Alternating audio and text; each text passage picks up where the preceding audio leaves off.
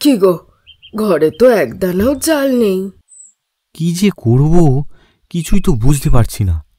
এবারে দুর্গাপুজোতেও ডাক পেলাম না। মা, তাহলে আজ কি রান্না করব? কি গো সনাতন কাকা, বসে আছে? দুর্গাপুজো করে ফিরলে বুঝি গোপাল? হ্যাঁ গো, জমিদার বাড়ির পুজো তো কয়েক বছর ধরে আমি করছি। দাও না ভাই দুটো চাল, ঘরে এক দানাও চাল নেই। আরে কি যে বলো সনাতন কাকা, এখন কি কেউ আর বেশি চাল দেয় নাকি? আমি এখন আসি, বুঝলে? কেন তো তুমি ওদেরকে চাইতে যাও? তাহলে কি করবো গিন্নি? আমার তো মাঝে মাঝে ইচ্ছা হয় বাবার মতো আমিও গুমটির জঙ্গলে চলে যাই। হে, কি অলক্ষণে কথা গো, তোমার মুখে কি কিচ্ছু আটকায় না? তো কি করবো লক্ষ্মী? যে তার পরিবারের মুখে দুবেলা অন্ন তুলে দিতে পারে না, তার বেঁচে থেকে কি লাভ? তাছাড়া দুর্গাও তো বড় হচ্ছে, ওর বিয়ে দেবো কি করে আমরা? তোমাকে চিন্তা করতে হবে না, তুমি পাড়ায় যাও। যদি কারো পুজো থাকে আমি কিছু একটা ব্যবস্থা করছি।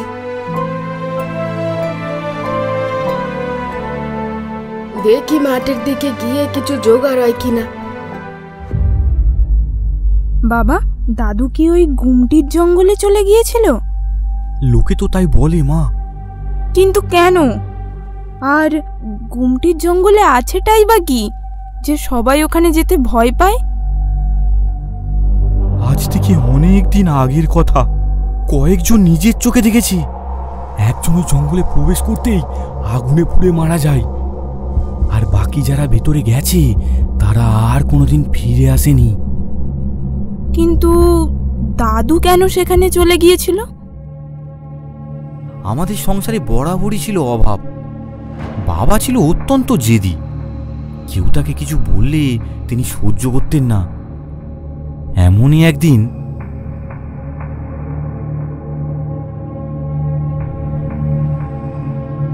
কি হলো কি? বিকেল হতে চললো, এখনো খেতে দেওয়ার সময় হলো না। খাবার যে নেই তা তো দেখতেই পাচ্ছেন। আমরা খাবার জোগাড় করার জন্য কত চেষ্টা করছি, আপনিও তো কিছু করতে পারেন নাকি? বাড়িতে বসে বসে খেলে কি করে হবে বলুন তো?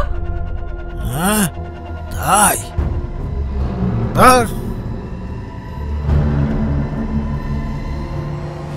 ব্যাস এইটুকু কথাতেই বাবার গায়ে লেগে যায়। কাউকে কিছু না বলে কোথায় যেন চলে যায়। তবে কানু নাকি দেখেছিল বাবাকে ওই জঙ্গলে ঢুকতে। এই দেখো এই শাকগুলো পেয়েছি, আর বিমলের মা দুটো চাল দিয়েছে, এই দিয়েই আর চলে যাবে। যাক, আজ তাহলে তারা আর অভুক্ত থাকবে না। সনাতন খুবই দরিদ্র, পুজো আর্চা করে কোনো রকমে তার দিন চলে। তবে তার প্রতিবেশী গোপালের বেশ পোয়াবারও।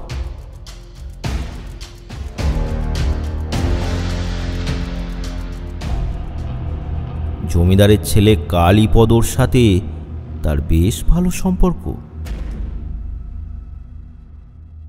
জমিদার মশাই মারা গেছেন তা আজ অনেক দিন, তার জমিদারিও আর নেই।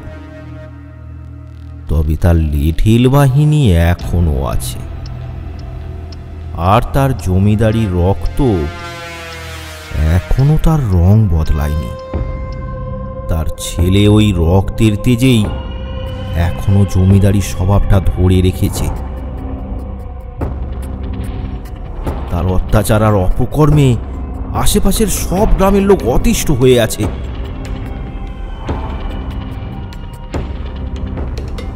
আর তার সব অপকর্ম দেখেও না দেখার ভান করে তার মা লীলাবতী।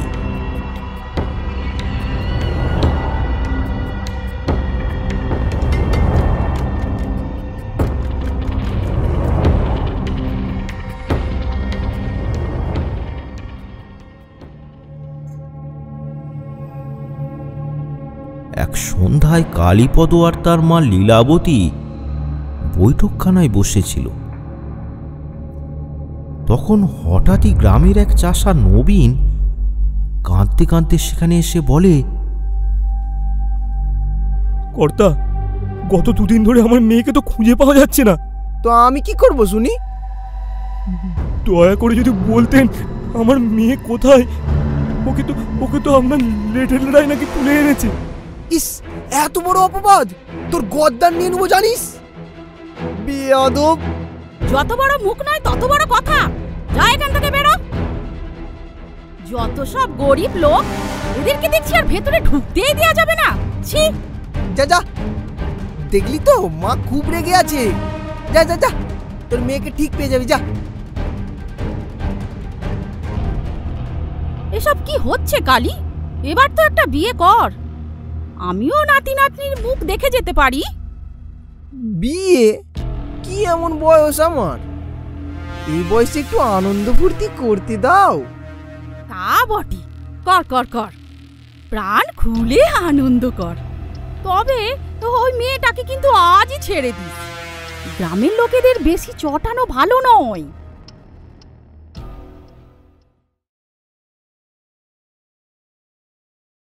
পরদিন সকালেও সনাতনের বাড়িতে একই হাল। সনাতনের স্ত্রী লক্ষ্মী বলল, বলছি কি, এবার পুজো আর্চা ছেড়ে একটু অন্য কাজের ব্যবস্থা করো। কত বাড়িতে তো শুনছি রান্নার ঠাকুর লাগে, একটু দেখো না, চেষ্টা করো না একটু। তাই মনে হয় করতে হবে। গোপালের তো এখন ভালোই পরিচিতি, দেখি তার কাছে একবার গিয়ে দেখি। মা দুর্গা, 1 গ্লাস জল দে তো মা। পেটে অন্তত কিছু যাক।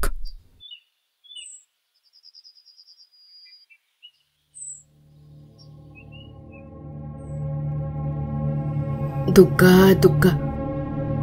জল খেয়ে সনাতন বেরিয়ে পড়ল।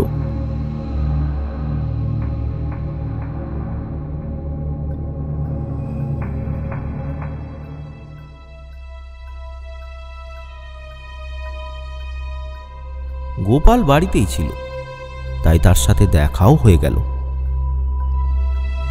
সনাতন তার কাছে গিয়ে বিনয়ের সাথে বলল, গোপাল, তোমার একটু সাহায্য চাই ভাই। আমারই যা হাল, তোমাকে কি সাহায্য করবো বলো তো কাকা? ভয় নেই, অর্থ সাহায্য চাইতে আমি আসিনি। আমি এসেছি একটা কাজের খোঁজে। তোমার তো কত জায়গায় জানাশোনা, কোথাও কোনো রকম কাজ নেই? কাজ? তা কিরকম কাজ? এই যেমন রাঁধুনি বা অন্য কিছু? না গো, তেমন কিছুই তো নেই। আমি তোমায় কোনো সাহায্যই করতে পারলাম না গো কাকা। আচ্ছা, তাহলে আমি এখন আসি, দেখি অন্য কোথাও খুঁজে। বসে থাকলে পাপি পেট তো আর শুনবে না।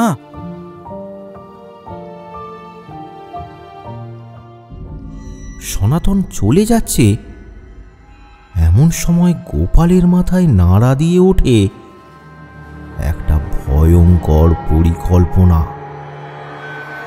সে তাড়াতাড়ি ডাক দেয়, কাকা, ও কাকা, কাকা দাঁড়াও দাঁড়াও, এদিকে এসো, এদিকে এসো। বলো ভাই। বলছি একটা উপায় আছে। কি উপায়? বলো না, বলো।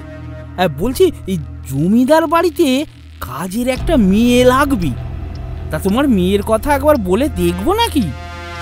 হ্যাঁ, জমিদার বাড়ি?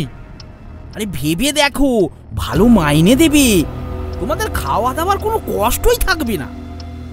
আমাকে একটু ভাবতে সময় দাও, বুঝলে গোপাল? আচ্ছা ভাবো ভাবো, ভালো করে একটু ভাবো। শুধু মনে রেখো, এই সুযোগ কিন্তু বারবার আর আসবে না। সনাতন সেখান থেকে বাড়ি চলে যায়। বাড়ি গিয়ে সে তার মেয়ে দুর্গা আর স্ত্রী লক্ষ্মীকে সব ব্যাপারটা বলে। তা বলে মেয়েকে খাটিয়ে আমরা বসে বসে খাবো? সেটাই তো, কালীপদর যা স্বভাব চরিত্র, আমার তো মন মানছে না। কি আর হবে, না কেই থাকতে হবে আমাদের। না মা, আমি যাব ওই জমিদার বাড়িতে কাজ করতে। না মা, তা হয় না, তোকে দিয়ে আমি কাজ করাতে পারবো না। তুই দেখ না, আমি ঠিক একটা কাজ জোগাড় করে নেব। আমি এখন বড় হয়েছি বাবা, তুমি কোনো চিন্তা করো না। আমি ঠিক কাজ করতে পারবো।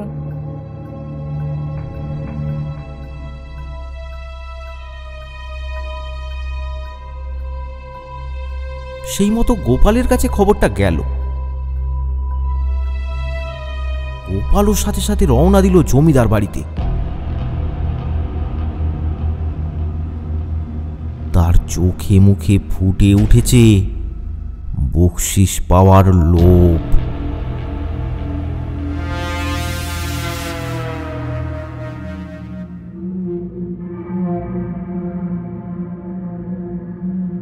গিন্নিমা, মেয়ে খুবই কাজের, দেখবেন আপনাদের সব কাজ করে দেবে। তা না হয় করবে, কিন্তু দেখতে কেমন? খারাপ দেখতে মেয়ে এই জমিদার বাড়িতে ঢোকে, সেটা আমার কালী কিন্তু পছন্দ করে না। সে কি আর আমি জানি না? আপনার কোনো চিন্তা নেই, মেয়ে একদম দুধে আলতা, ব্রাহ্মণ পরিবারের মেয়ে তো। তাহলেই ভালো। তাহলে কাল থেকে কাজে আসতে বল, মাসে পুরো 100 টাকা দেব। এরপর গোপাল চলে গেল কালীপদকে খুশির খবরটা দিতে।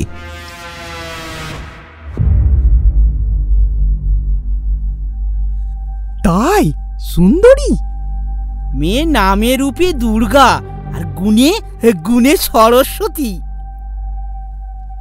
আপনার জন্যই তো ওর বাবাকে বুঝিয়ে সুঝিয়ে এখানে কাজে পাঠাতে রাজি করেছি। তা ভালো, দেখবো তোমার পছন্দ কেমন। তা কর্তা, বলছি কিছু বকশিস কি আমার প্রাপ্য নয়? বকশিস চাই? নিয়ে যা তাহলে,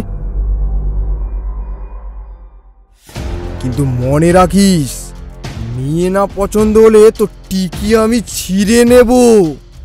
আমার ওপর একটু ভরসা রাখবেন কর্তা।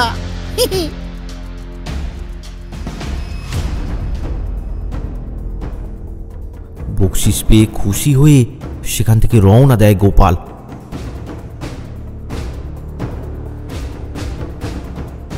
সেখান থেকে সোজা চলে যায় সনাতনের বাড়ি। তখন সন্ধ্যা হয়ে গেছে।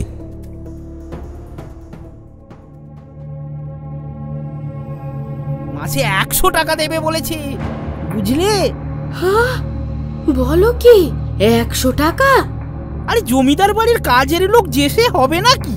হ্যাঁ, অনেক কষ্টে আমি গিন্নিমাকে রাজি করিয়েছি। তোমার কষ্ট যে আমি আর সহ্য করতে পারছিলাম না কাকা। তোমার এই উপকার আমি কোনোদিনও ভুলবো না। উপকারী বটে।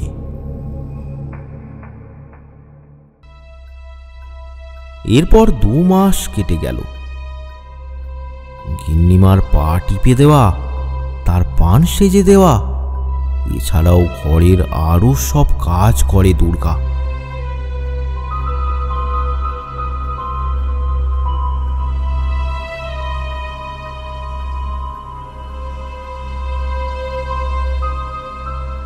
রাতে সে বাড়ি ফিরে আসে।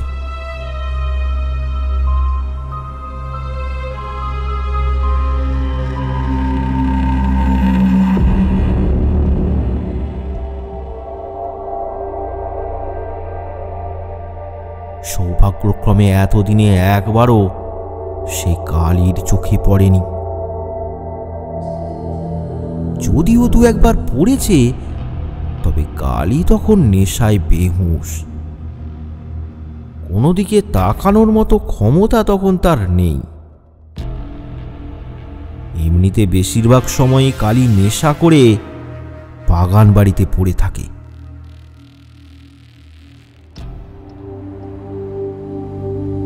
এদিকে সনাতনের বাড়িতে এখন মেয়ের দৌলতে 2 বেলা হাঁড়ি চড়ছে। ভালো মন্দ খেয়ে তারা বেশ সুখেই আছে। তবে এই সুখ ছিল ক্ষণস্থায়ী।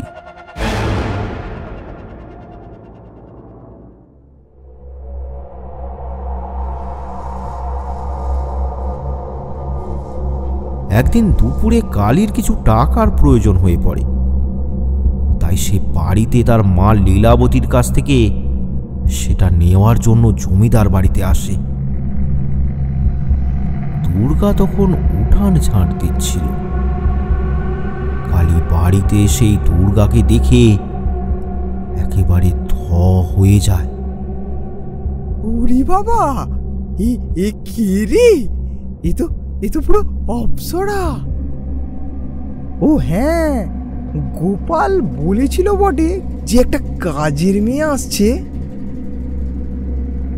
দুর্গাকে আড়ে চোখে দেখতে দেখতে কালী ভেতরে চলে যায়।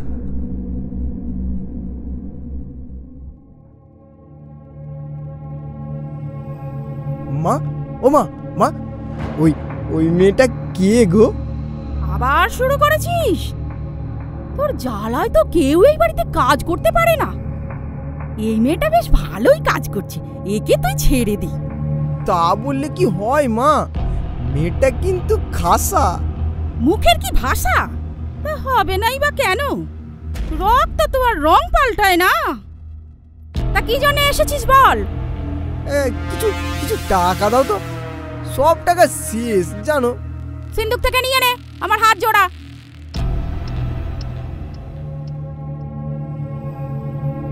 কালীর সিন্দুক থেকে টাকা নিয়ে আবার বাগান বাড়িতে যাওয়ার জন্য বেরিয়ে পড়ে।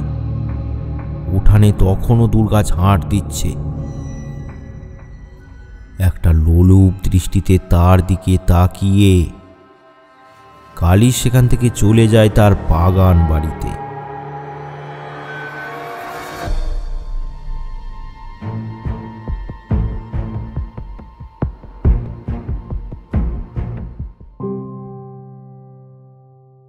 কিন্তু বাগান বাড়িতে গিয়েও কালী স্থির থাকতে পারে না।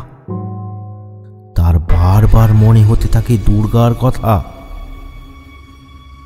তার সৌন্দর্য কালীকে তৃষ্ণার্ত কাকে রূপান্তরিত করেছে। সন্ধ্যার সময় কালী আর থাকতে না পেরে রওনা দেয় সে জমিদার বাড়ির দিকে।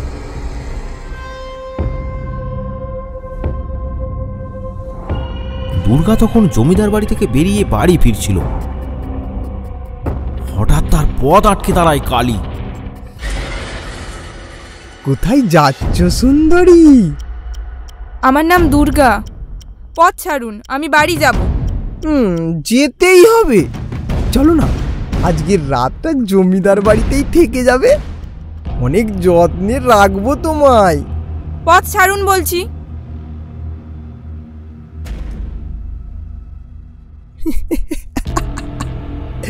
পাখি তুমি যতই ওড়ো, তোমাকে দানা খেতে এই কালীর খাঁচাতেই আসতে হবে।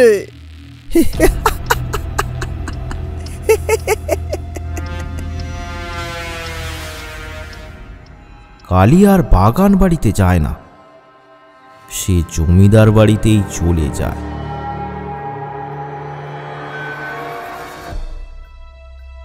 এদিকে দুর্গা বাড়ি ফিরে উদাস মনে ভাবতে থাকে, এবার কি হবে?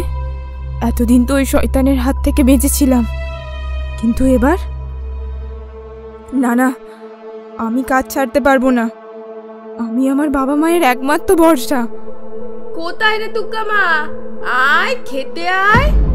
হ্যাঁ মা, আসছি।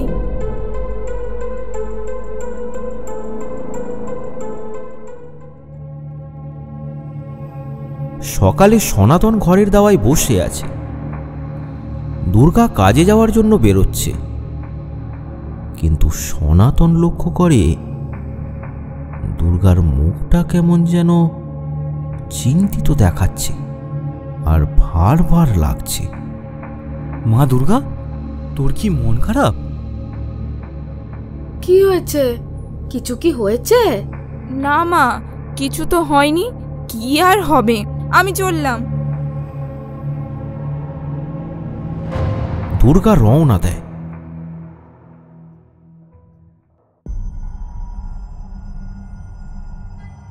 আজ তার পা যেন আর টানছে না।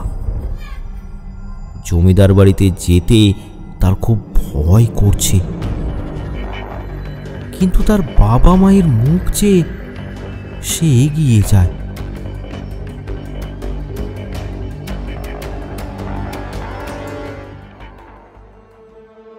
জমিদার বাড়িতে পৌঁছে সে তার কাজে মন দেয়। কালী কাল রাত থেকে ঘরেই আছে। সে এতক্ষণ ঘুমাচ্ছিল। তার ঘুম ভাঙতেই সে বাইরে বেরিয়ে এসে মাকে বলে, মা, সেই মেয়েটা এসেছে। কোন মেয়েটা? ও দুর্গা। হ্যাঁ, ওই কাজের মেয়েটা। আমার ঘরটা দেখেছো? আমার ঘরটা দেখেছো কত নোংরা? ওকে একটু বলো না ঝাঁট দিয়ে দিতে। আচ্ছা, পাঠাচ্ছি, যা। কালী ঘরে চলে যায়।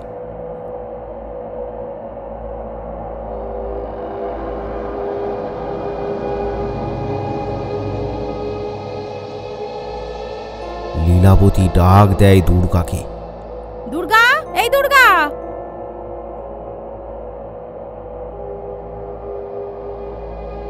বলুন গিন্নিমা। কালীর ঘরটা ঝাড় দিয়ে দে তো। আচ্ছা। দুর্গা এর আগেও কালীর ঘর অনেকবার পরিষ্কার করেছে। কালী তখন থাকতো না। দুর্গা প্রতিদিনের মতো এগিয়ে যায় কালীর ঘরে ঝাঁট দেওয়ার জন্য।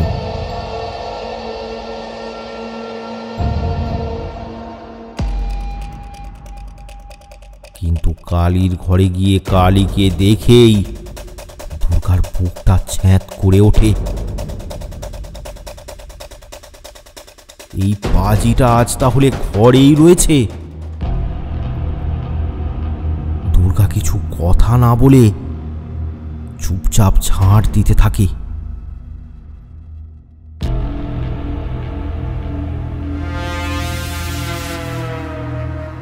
কালী হঠাৎ করে গিয়েই দুর্গার হাত ধরে ফেলে। এ কি করছেন? ছাড়ুন, ছাড়ুন বলছি। ও মা, ভালোই তো তেজ আছে দেখছি। তোমার সঙ্গে কিছু কথা ছিল, তাই তো ধরেছি। কথা দূরে দাঁড়িয়ে বলুন, তার জন্য হাত ধরতে হয় না। দুর্গা হাতটা জোর করে ছিনিয়ে নেয়, কিন্তু কালী আবার গিয়ে তার হাতটা ধরে ফেলে। অস্বস্তিতে দুর্গা ছটপট করতে থাকে। তা মা তোমায় কত টাকা দেয়? 100 টাকা। আমি তোমায় আরো 50 টাকা দেব। তুমি আমার হয়ে যাও না, আমার হয়ে যাও। তোমার মতো এত ডাগুর ডুগুর মেয়ে আমি আগে কখনো দেখিনি। এই দেখো না, তোমার জন্য আমি বাগান বাড়ি ছেড়ে এখানেই বসে আছি। ছি, আমাকে ছেড়ে দিন। আপনার সাহস হয় কি করে আমাকে এই সব বলার? তাই নাকি? আজ পর্যন্ত আমি কারোর কাছে এইভাবে ভিক্ষা চাইনি। যাকে আমি চাই তাকে আমি তুলে নিয়ে আসি। তোর বাবার ভাগ্য ভালো, তোকে এত আমি সম্মান দিচ্ছি। আপনি মেয়েদেরকে কি মনে করেন? আপনার খেলনা? যখন যা খুশি তাই করবেন। আমি এক্ষুনি গিন্নিমাকে গিয়ে বলছি। সে তুই যা, তবে ভেবে দেখ 50 টাকা কিন্তু কম নয়। আরামে থাকবি রে, আরামে। কালীর হাত ছাড়িয়ে দুর্গা বাইরে এসে লীলাবতীর কাছে চলে যায়। গিন্নিমা, গিন্নিমা দেখুন, কালীবাবু আমার সঙ্গে অভদ্র আচরণ করছে। তাই? তা কি করেছে শুনি? গালি দিয়েছে? না, আমার হাত ধরে আমাকে কুপ্রস্তাব দিচ্ছে। ও, তো কি হয়েছে? কি হয়েছে মানে? আপনার ছেলেকে আপনি কিছু বলবেন না? এই দেখ, জমিদারের ছেলে একটু আধটু দুষ্টুমি তো করবেই। সব গায়ে মাগলে চলে? তাছাড়া তোকে আমি 100 টাকা কি মুখ দেখতে দিচ্ছি? বাইরে বেরিয়ে দেখ, লোক সারা মাস খেটে 50 টাকা রোজগার করতে পারছে না। তার মানে টাকার জন্য কি আমি আমার ইজ্জত বিক্রি করে দেবো? তা তোর ইজ্জত তুই জানিস। তবে কাজ না থাকলে কেউ তোর ইজ্জত দেখে তোকে খেতে দেবে না, এটা মনে রাখিস।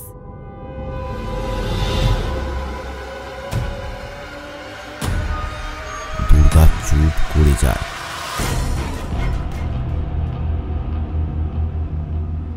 ঘরে ঘরের বাইরে বেরোতে গিয়ে সে দেখে দরজার সামনে কালী দাঁড়িয়ে মুচকি মুচকি হাসছে।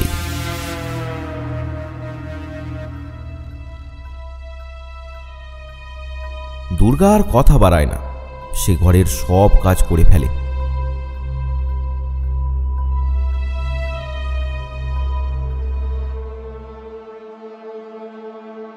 তারপর বাড়ি আসতে আসতে সে ভাবে, না, এই কাজ আমি আর করব না। ওই শয়তান কালীর মুখ দর্শন করাও পাপ। বাড়ি গিয়েই আমি বাবাকে সব বলে দেবো।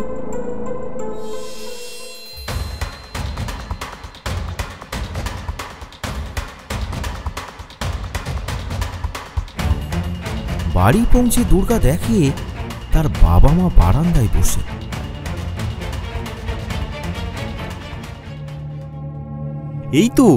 এই তো দুর্গা এসে গেছে। ভাগ্য করে এমন একটা মেয়ে পেয়েছিলাম। আয় মা আয়, বস।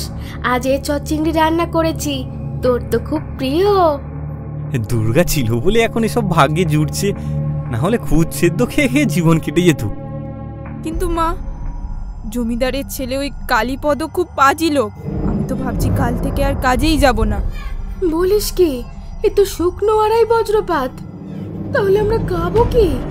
কিন্তু কেউ আমাকে অপমান করবে, আমার সাথে অশ্লীল আচরণ করবে। আরে বড় লোকেরা একটু এরকমই হয়। দেখ না, কিচ্ছু হবে না, এতদিন তো ভালোই চলেছে। আহা, মেয়েটা যখন বলছে থাক না। হ্যাঁ তাই তো, আমার আর কি। আমি কিন্তু এই বয়সে লোকের বাড়ি ভিক্ষে করতে যেতে পারবো না, এই আমি বলে দিলাম। লক্ষ্মী রাগ দেখিয়ে বাড়ির ভেতরে চলে গেল। সনাতন চুপ। সত্যিই তো, আমি ছাড়া মা বাবার আর কে আছে? তা না হয় একটু সহ্য করেই নেব, যা আছে আমার কপালে।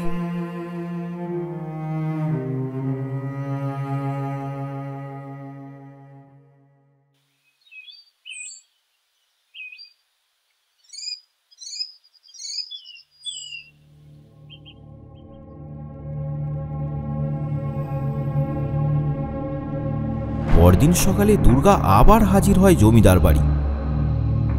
তাকে দেখে লীলাবতী বলল, বাবা বাবা, এই তো বুদ্ধিমান মেয়ে, কাজই তো আমাদের জীবন। আমি তো ভাবলাম তুই আর আসবি না। গরিবের আর কি আত্মসম্মান থাকতে আছে গিন্নিমা? এই তো ঠিক বলেছিস, যা কাজে লেগে পড়।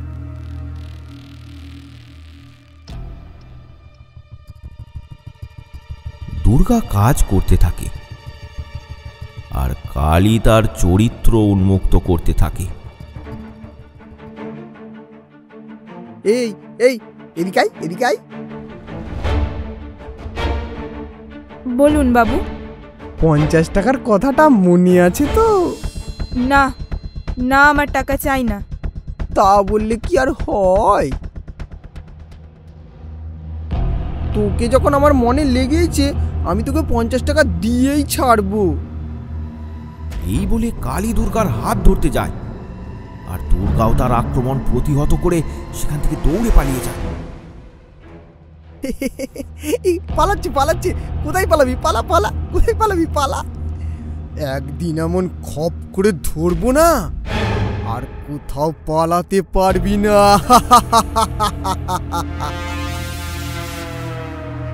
সেদিন আর পালাতে পারবি না।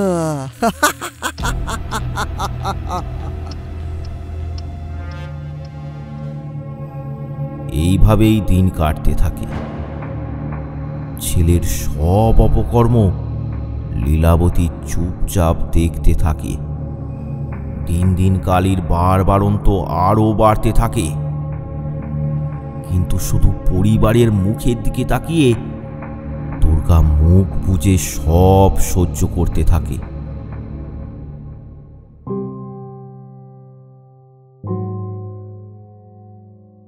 এইভাবে 1 মাস কেটে যায়। একদিন লীলাবতী কি একটা কাজে বাইরে যায়। বাড়ি একদম ফাঁকা। বাড়িতে শুধু দুর্গা আর কালী।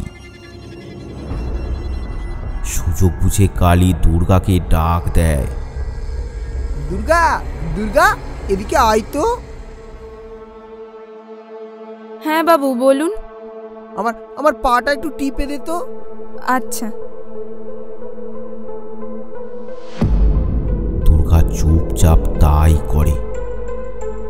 কালী তার দিকে লোলুপ দৃষ্টিতে তাকাতে থাকে। দাঁড়া, আমি একটু আসছি। কালী বিছানা থেকে উঠে গিয়ে হঠাৎ করেই দরজা বন্ধ করে দেয়। ধীর করে উঠে পড়ে দুর্গা। এ কি বাবু, দরজা বন্ধ করছেন কেন? তোকে বলেছিলাম না তোর 50 টাকাটা আমি তোকে দিয়েই ছাড়বো। আয় আয়, নিয়ে যা, নিয়ে যা। এ কি করছেন, এ কি করছেন? ছাড়ুন, ছাড়ুন আমাকে, বাঁচাও, বাঁচাও, বাঁচাও, বাঁচাও, বাঁচাও। কেউ শুনতে পায় না দুর্গার আর্তনাদ। দুর্গার বিসর্জন হয়ে যায় ওই জমিদার বাড়িতে। রাতে কাঁদতে কাঁদতে বাড়ি ফিরে আসে দুর্গা। কিন্তু বাড়িতে এসেই সে তার মুখে নিয়ে আসে হাসি। এখন আর বলেই বা কি হবে? তার যা সর্বনাশ হওয়ার তা তো হয়েই গেল। নিঝুম রাতে ঘুমাতে পারে না দুর্গা। বারবার তার চোখের সামনে ভেসে আসে ওই নর পিশাচ কালীর মুখটা।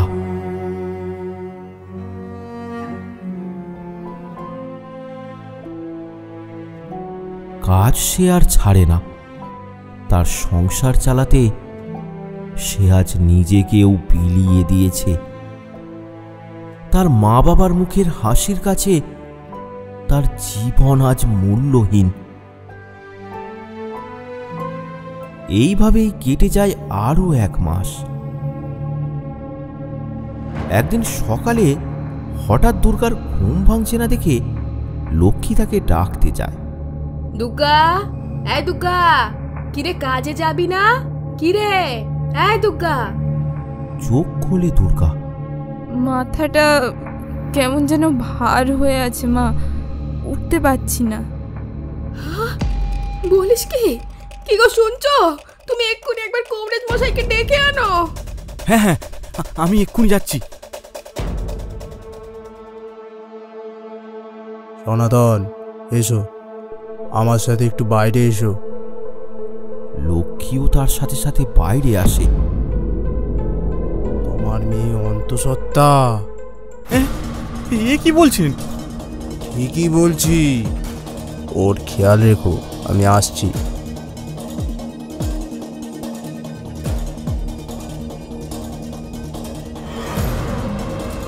লক্ষ্মী আর সনাতনের ওপর আকাশ ভেঙে পড়ে। তারা ছুটে যায় দুর্গার কাছে। তুই এ কি সর্বনাশ করেছিস রে? আমরা এখন গ্রামে কি করে মুখ দেখাবো? কে জন্য তাই বল, বল। জমিদারের ছেলে কালীপদ আমাকে জোর করে। হায় হায় হায় হায়, কেন যে আমি তোকে ওই বাড়িতে কাজে পাঠালাম? ওই ওই ওই শয়তান কি এখন মানবে? দুর্গার বাড়িতে নেমে আসে শোকের ছায়া।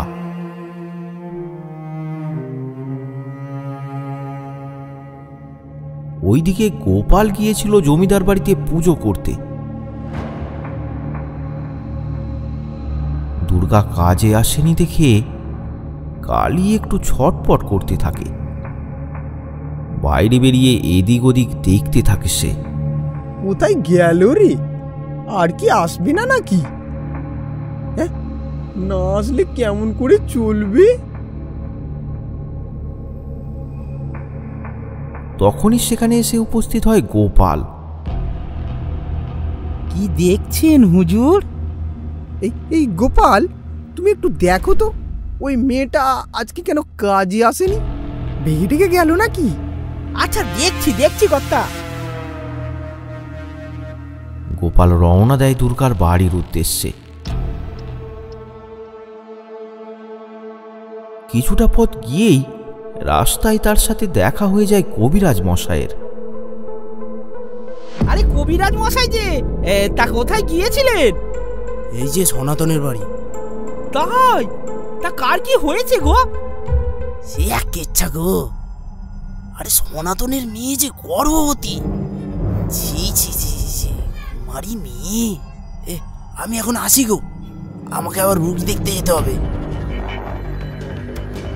কবিরাজ মশাই সেখান থেকে চলে যায়। গোপাল তো একেবারে থ।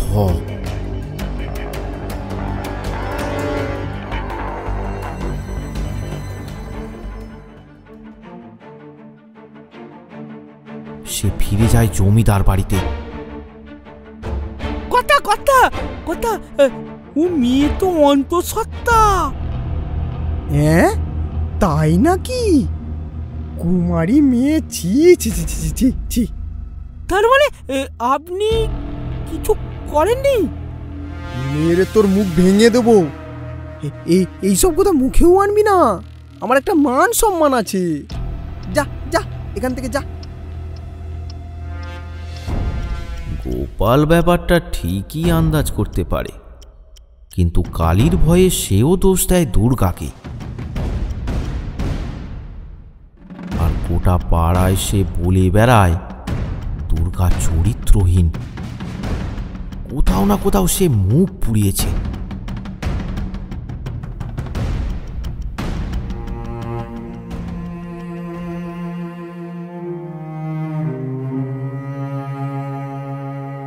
গোটা পাড়ার লোক বাড়িতে এসে এসে অপমান করে যাচ্ছে। হাই ভগবান, এই দিনটা দেখার আগে আমি মরে গেলাম না কেন? এ তুই কি করলি মুখ পুড়ে? এখন যে কি করব কিচ্ছু বুঝতে পারছি না। না, আর কোনো উপায় নেই। আমি জমিদার বাড়িতে যাচ্ছি। ওরা কি মানবে? তা যাই হোক, আমি যাব। একবার শেষ চেষ্টা করতে ক্ষতি কি? সনাতন রওনা দেয় জমিদার বাড়িতে। লীলাবতী আর কালীপদ তখন কাঁচারিতে বসে। সনাতন কাঁদতে কাঁদতে গিয়ে কালীপদকে বলে, কর্তা, আমার মেয়েটাকে বাঁচান। মা, এ বলে কি? আমি বাঁচাবো? কি হয়েছে সনাতন? আমার মেয়ে যে অন্তঃসত্ত্বা গিন্নিমা। তা কালী কি করবে? দুর্গা বলেছে এর জন্য কালীবাবুই দায়ী। যেমন নচ্ছার মেয়ে ছেলে তেমন তার বাবা। আরে আমার কি মেয়ে ছেলের অভাব হয়েছে? দেখ কার দায় কার ওপর চাপাচ্ছে। সনাতন, মুখ সামলে কথা বল। তোর সাহস কি করে হলো এমন কথা বলার? যা এখান থেকে। না গিন্নিমা, এর একটা বিহিত না করে আমি এখান থেকে কোথাও যাব না। হ্যাঁ, আমার মতো একটা ভদ্রলোকের নামে বদনাম? এই তোরা একে ঘাড় ধাক্কা দিয়ে বের করে দে তো। এত বড় পাপ আপনাদের ধর্মে সইবে না। এই ব্রাহ্মণের অভিশাপে আপনারা ধ্বংস হয়ে যাবেন। ধ্বংস? এ কি বলে? এ নিশ্চয়ই পাগল। লিটিলরা এসে সনাতনকে সেখান থেকে টেনে হিঁচড়ে বের করে দিতে থাকে। যাই হোক, কাজটা কিন্তু তুই ভালো করিসনি। ব্রাহ্মণের অভিশাপ কিন্তু ফলে যায়। তুমিও শেষে ভয় পেয়ে গেলে মা? ধুর, এসব কিচ্ছু হবে না। তুমি পান খাও, পান খাও। কাঁদতে কাঁদতে বাড়ি ফিরে আসে সনাতন। বারান্দায় দাঁড়িয়ে অপেক্ষা করছিল লক্ষ্মী, আর দুর্গা দরজায় দাঁড়িয়ে। কি গো, কি বললো ওরা? ওই শয়তানগুলো আমাকে বের করে দিল। যেমন মা তেমন তার ছেলে। এখন আমার মেয়েটার যে কি হবে?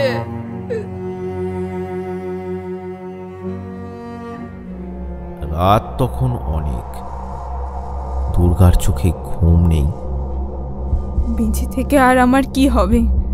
আমি কি আর কাউকে মুখ দেখাতে পারবো? না, এই অপমান সহ্য করে আমি আর বেঁচে থাকতে পারবো না। তাছাড়া যে আসছে তার ভবিষ্যতের কি হবে? গভীর রাতে দুর্গা বেরিয়ে পড়ে। তার ঘুমন্ত বাবা মাকে দেখে তার দু চোখে জল চলে আসে। কাঁদতে কাঁদতে বেরিয়ে পড়ে দুর্গা।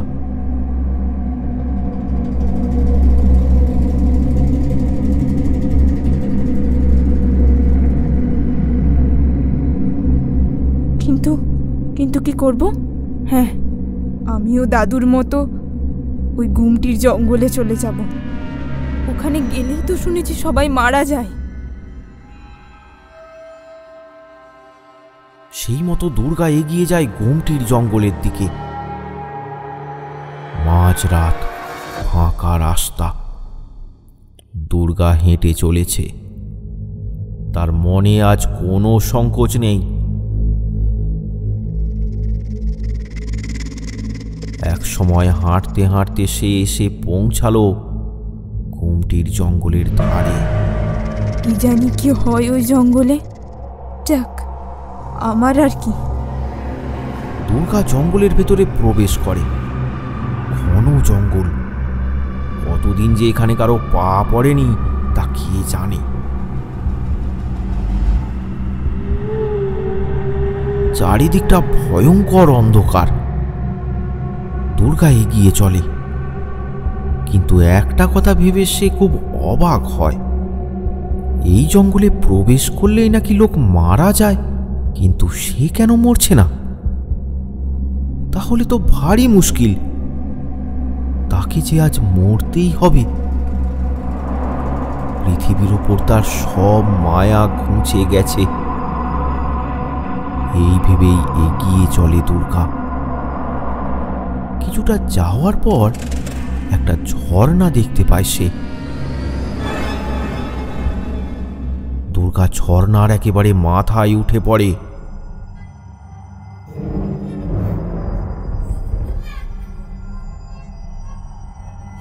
হ্যাঁ, এই ঝর্ণার ওপর থেকেই ঝাঁপ দিয়ে আমাকে আত্মহত্যা করতে হবে।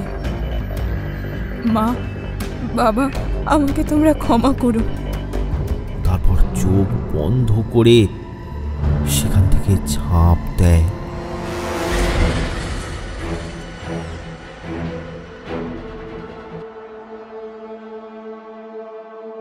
সকাল হতেই সনাতনার লক্ষ্মী দেখে দুর্গা বাড়িতে নেই।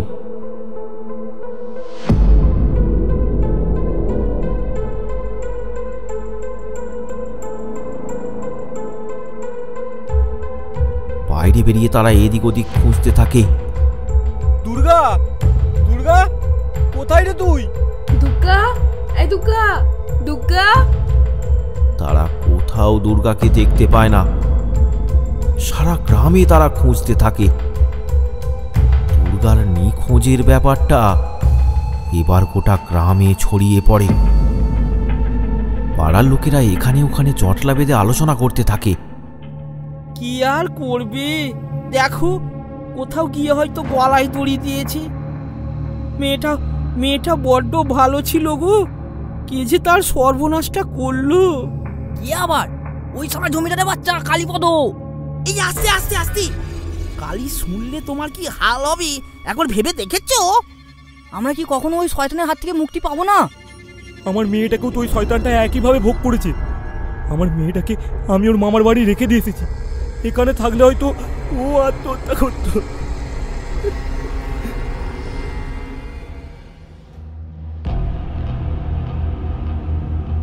সন্ধ্যার সময় গোপাল পৌঁছায় কালীর কাছে। সেখানে কালী তখন মদ্যপানে ব্যস্ত। গোপাল গিয়ে তার গ্লাসে মদ ঢেলে দিতে থাকে। কর্তা, গোটা গ্রাম কিন্তু খেপে উঠেছে। ওসব ছাড় তো। আমার নাম কালী, আগুনের থেকেও ভয়ঙ্কর আমি। আমার সাথে কে মোকাবিলা করবে? হ্যাঁ, সব কটাকে পুড়িয়ে ছাই করে দেব।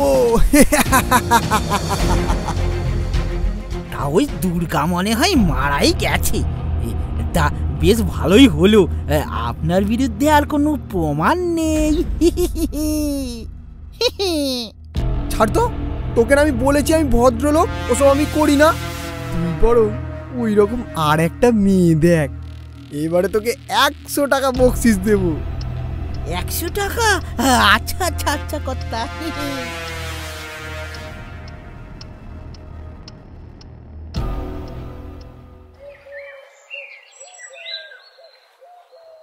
রাত পেরিয়ে সকাল হয়। ওইদিকে দুর্গা এখনো জীবিত। তাকে বাঁচায় এক তান্ত্রিক। তারই কুঠিরে ধীরে ধীরে চোখ খোলে দুর্গা। আমি আমি কোথায়? কে আপনি? মা, আমি বংশীতান্ত্রিক। তা মা, তুমি কি আত্মহত্যা করতে চেয়েছিলে? হ্যাঁ বাবা, কিন্তু আপনি আমাকে কেন বাঁচালেন? তোমাকে আমি ওই নদীর ধারে পড়ে থাকতে দেখে এইখানে নিয়ে আসি। তোমাকে আমার মন্ত্র বলে ভালো করে তুলি। কিন্তু একটাই আফসোস, তোমার সন্তানকে আমি বাঁচাতে পারিনি। সে মারা গিয়েছিল। তাকে আমি মন্ত্র বলে বের করে তার সদ্গতি করে দিয়েছি। কিন্তু তুমি আত্মহত্যা করছিলে কেন মা? হ্যাঁ, আমি দুর্গা, এই পাশের গ্রামেই থাকি। পাশের গ্রাম? তা তোমার বাবার নাম কি বলো তো? সনাতন চক্রবর্তী। হ্যাঁ, বলো কি? তুমি তাহলে আমারই নাতনি? মানে আপনি আমার সেই হারিয়ে যাওয়া দাদু? হ্যাঁ মা, আমি। কিন্তু তুমি কেন আত্মহত্যা করছিলে সেটা তো বললে না। সব ঘটনা খুলে বলে দুর্গা। তাই? ওর এত বড় সাহস এইভাবে গ্রামে অত্যাচার করছে?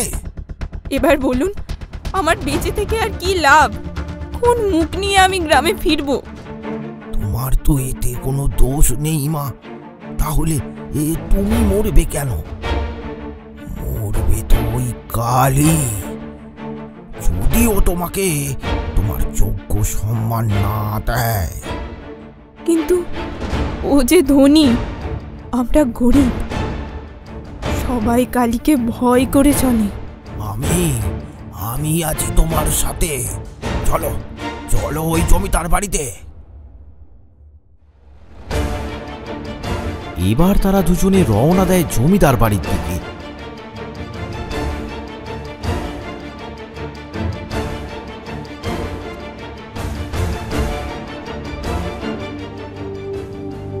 পথে যেতে যেতে দুর্গা তার দাদুকে জিজ্ঞাসা করে, আচ্ছা দাদু, তুমি বাড়ি ছাড়লে কেন? তোমার মায়ের সাথে একটু কথা কাটাকাটি হয়েছিল আর কি। কিন্তু তখন তো বাড়িতে খাবার মতো কিছু ছিল না, তাই মায়ের মাথাটা গরম হয়ে গিয়েছিল। হ্যাঁ, তা আমি জানতাম, তাই আমি চলে গিয়েছিলাম। কাউকে আসল ব্যাপারটা বুঝতে দিইনি। আজ তুই জানতে চাইলি, তাই তোকে বললাম। কিন্তু এই জঙ্গলে যেই আসতো সে তো মারা যেত, তাহলে? হ্যাঁ, এক অসাধু তান্ত্রিক জঙ্গলটাকে দখল করে রেখেছিল। কিন্তু কিন্তু আমার গুরু এসে তাকে বিনাশ করে। আমিও তার সাথেই এখানে এসেছিলাম। ওসব এখন ছাড়। এখন আমাদের ওই কালীর পাপের বদলা নিতে হবে।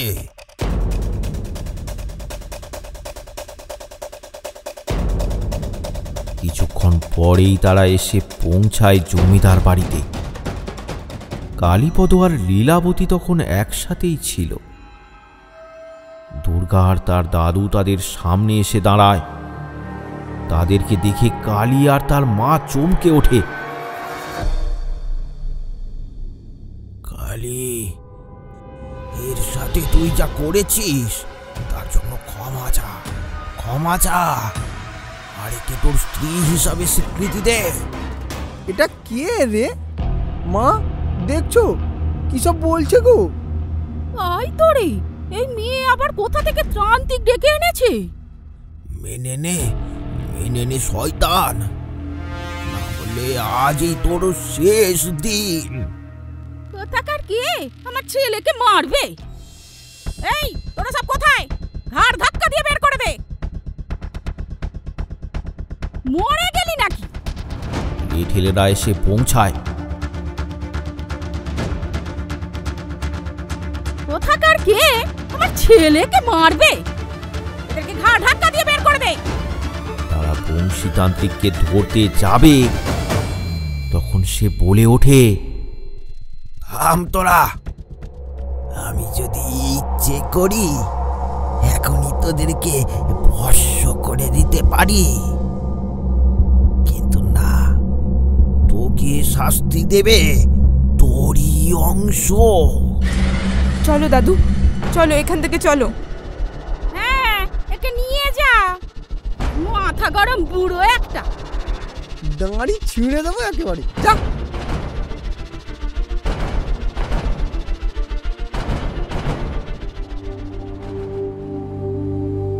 দাদুকে নিয়ে দুর্গা বাড়ি পৌঁছায়। সনাতন আর লক্ষ্মী তখন দাওয়ায় বসেছিল। দুর্গাকে দেখে সনাতন দৌড়ে আসে। দুর্গা, মা দুর্গা, কোথায় চলে গিয়েছিলি? আমাদেরকে ছেড়ে কোথায় চলে গিয়েছিলি? কেমন আছিস রে সনাতন? কে? বাবা, বাবা তুমি? হ্যাঁ বাবা, দাদু ফিরে এসেছে। বাবা, আপনি এসেছেন, আমায় ক্ষমা করুন। আমি আপনার সঙ্গে অনেক খারাপ ব্যবহার করেছি বাবা, আমায় ক্ষমা করে দিন বাবা। না রে মা, না না না, তোমাদের কোনো দোষ নেই। যারা দোষী তাদের আমি শাস্তি দিতে এসেছি। চলো চলো চলো, এখন ঘরে চলো।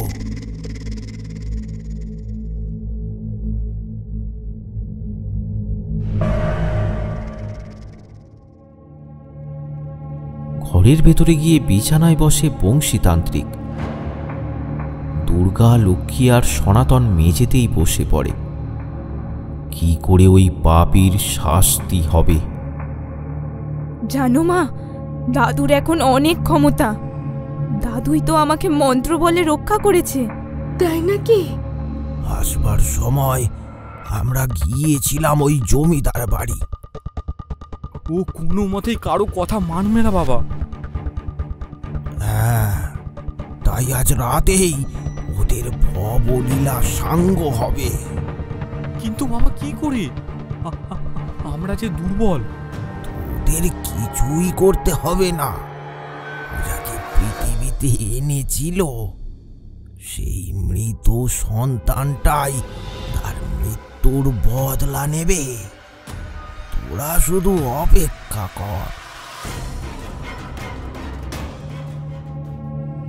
গ্রামের সকলেই খবরটা পেয়ে যায়। তাদের মনে জেগে ওঠে একটা ক্ষীণ আশা। যদি তারা এই অত্যাচারী রাক্ষসের হাত থেকে মুক্তি পায়। শুনেছ নবীন, সনাতন তার বাবা নাকি ফিরে এসেছে। তাই? এই গুমটির জঙ্গল থেকে তো কেউ ফিরে আসে না। সেটাই তো, তার নাকি অনেক ক্ষমতা। সে ওই কালীকে শাস্তি দেবে বলে এসেছে। তাহলে চলো সবাই ওনাকে একটু দেখে আসি। তাই?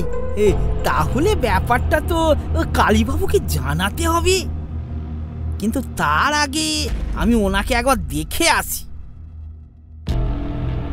গ্রামের সবাই চলল তান্ত্রিককে দেখতে। গোপালও চলল তাদের পিছু পিছু। বাবা, আপনি আমাদের ভরসা। ওই শয়তানটা আমার মেয়ের সাথেও খারাপ ব্যবহার করেছে। চিন্তা নেই, তোরা কাল সকালে জমিদার বাড়িতে গিয়ে দেখবি ওদের কি হাল হলো।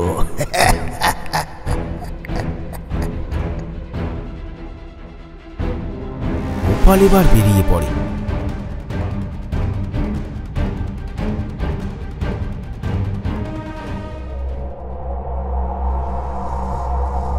নির্জন রাস্তা। আজ হঠাৎ করেই তার গাটা যেন কেমন ছমছম করছে। সামনে যেন তার জন্য অপেক্ষা করছে একটা ভয়ঙ্কর বিপদ। চলতে চলতে হঠাৎ সে দেখতে পায় রাস্তার ধারে একটা কালো কুচকুচে বিড়াল তার দিকে তীক্ষ্ণ দৃষ্টিতে তাকিয়ে আছে। তাকে দেখে ভয় পেয়ে যায় গোপাল। ওরে বাবা, কি কালো বিড়ালটা! এই এই হ্যাট হ্যাট হ্যাট হ্যাট। বিড়ালটা ম্যাও ম্যাও করে সেখান থেকে সরে যায়। গোপাল চলতে থাকে। দূর থেকে শোনা যাচ্ছে হায়নার হাসি। মাঝে মাঝে ভেসে আসছে শেয়ালের ডাক। তাও গোপাল সাহস করে এগিয়ে চলেছে।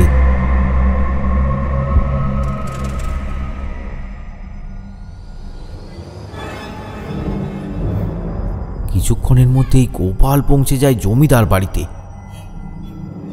বকশিসের লোভ তাকে এখানে টেনে এনেছে, কিন্তু আর মনে হয় সে ভেতরে যেতে পারল না। সে দেখল জমিদার বাড়ির উঠানে একটা বাচ্চা নরকঙ্কাল নিয়ে খেলা করছে, আর তার চারপাশটা ধোঁয়ায় ভরা। হঠাৎ সে দেখল বাচ্চাটা ওই নরকঙ্কালকে একটা জোরে কামড় দিয়েছে, আর নরকঙ্কালটা ছটফট করতে করতে তারই দিকে এগিয়ে আসছে।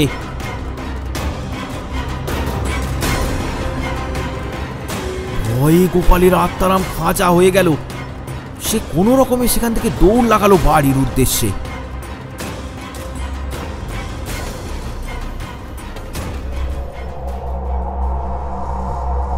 রাত তখন 12টা। গিন্নিমা তার ঘরে নিদ্রা যাচ্ছেন। তখন হঠাৎ তার ঘরের দরজাটা খুলে গেল। দরজায় এসে দাঁড়িয়েছে একটা বাচ্চা। সে ধীরে ধীরে এগিয়ে গেল লীলাবতীর কাছে। তারপর তার শরীরে প্রবেশ করল সে। সঙ্গে সঙ্গে লীলাবতী উঠে দাঁড়ায়। তারপর মন্ত্রমুগ্ধের মতো এগিয়ে চলে তার ছেলে কালীর ঘরের দিকে। দরজা খোল, দরজা খোল, দরজা খোল বলছি। কেন, কি হলো মা? দরজা খোল।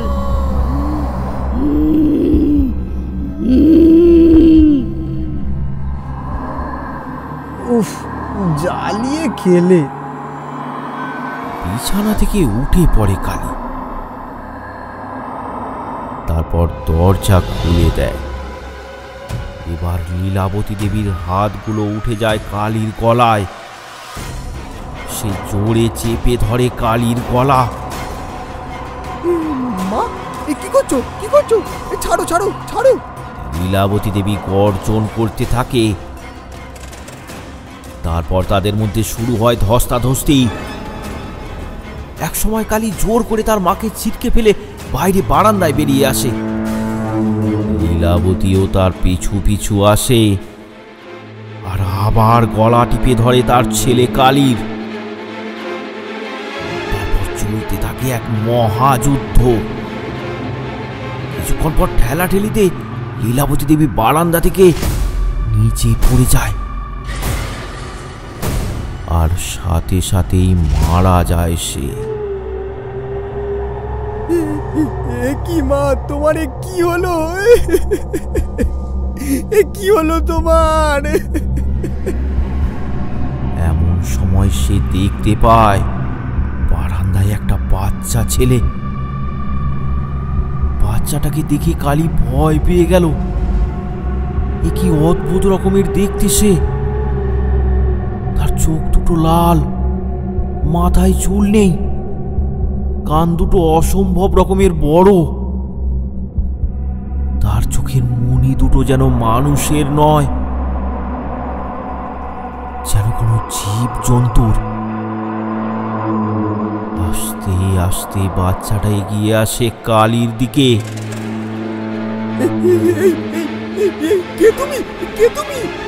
তখনই কালী হাওয়ায় ভাসতে শুরু করে, তারপর ধীরে ধীরে জমিদার বাড়ির উঠানে চলে আসে। সেখানেই সে শূন্যে ভাসতে থাকে আর চিৎকার করতে থাকে, কে তুমি? কে তুমি? আমায় মেরো না, আমায় মেরো না, আমি তোমায় অনেক টাকা দেবো, অনেক টাকা দেবো, আমায় মেরো না, আমায় মেরো না। তার চিৎকার শুনে লেঠেলরাও সেখানে এসে উপস্থিত হয়, কিন্তু এই অদ্ভুত ভুতুড়ে দৃশ্য দেখে তারা সেখান থেকে দৌড় দেয়।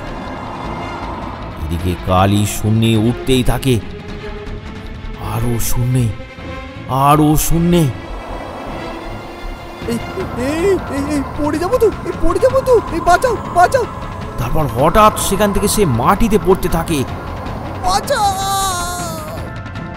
চিৎকার করে ওঠে সে।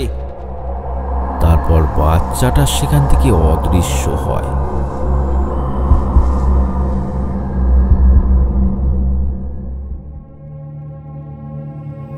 সকালে তান্ত্রিকের কথা মতো গ্রামবাসীরা জমিদার বাড়িতে এসে উপস্থিত হয়। তারা দেখে মা আর ছেলে পাশাপাশি মরে পড়ে আছে। জমিদার বাড়িতে আর কেউই নেই, লিটলরাও পালিয়েছে। তাদের মন আনন্দে ভরে ওঠে। দেখো বিনয়, সত্যি বাবা আমাদেরকে বাঁচিয়েছেন। ধন্য বাবা, তুমি ধন্য। আমাদের এত বছরের দুঃখের আজ অবসান হলো।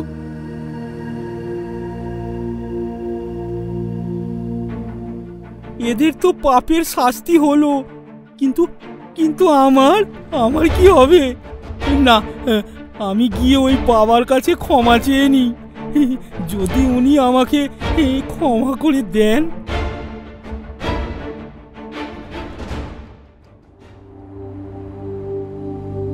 গ্রামের সবাই পৌঁছালো সনাতনের বাড়ি। ধন্য বাবা, তুমি ধন্য। আমাদের এত বছরের দুঃখের আজ অবসান হলো। সবই তো হলো, কিন্তু আমার মেয়েটার যে কি হবে? ওকে কি আর কেউ বিয়ে করবে? কেন করবে না? ভালো মানুষ কি এ দেশ থেকে হারিয়ে গেছে নাকি? না না, আমি বিয়ে করব না। আমি দাদুর সঙ্গে ঈশ্বরের সাধনা করব। এই সংসারের গ্লানি আমার আর ভালো লাগে না। সাধনায় যে আরো যন্ত্রণা মা, এইরকম বলিস না মা। তুই সংসারী হ মা, সংসারী হ। কিন্তু কে বিয়ে করবে আমার দুর্গা মাকে? গ্রামের সবাই তো জানে এখন ও অপবিত্র। যার অন্তর এত পবিত্র, সে কি করে অপবিত্র হতে পারে? হ্যাঁ, এমন কি কেউ নেই যে এটা বুঝবে? বাবা বাবা বাবা, আমায় ক্ষমা করবেন বাবা, আমাকে ক্ষমা করবেন। আমিও এক পাপী। আমি দুর্গাকে ওই জমিদার বাড়িতে নিয়ে গিয়েছিলাম। আমি আমার ভুল বুঝতে পেরেছি বাবা। আমি আমার ভুলের প্রায়শ্চিত্ত করতে চাই। আপনারা যদি রাজি থাকেন, আমি দুর্গাকে বিয়ে করব। তুমি বিয়ে করবে গোপাল? এ তো খুব ভালো কথা। কিরে মা দুর্গা, হ্যাঁ তুই কি বলিস? দুর্গার মুখটা লজ্জায় রাঙা হয়ে উঠল। সবাই বুঝতে পারে তার মনের কথা। তার পরদিনই বিয়ের আয়োজন করা হলো। বংশীতান্ত্রিক নিজে তার নাতনিকে সম্প্রদান করলেন। গ্রামের লোকেরা মহানন্দে বিয়ে বাড়ির ভোজ খেল।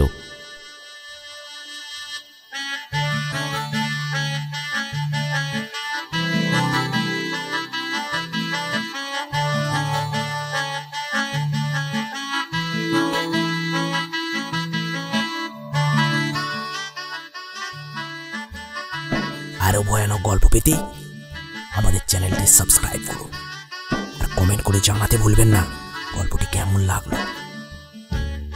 কমেন্ট করে পাশে থাকুন বাংলা কার্টুন হাব।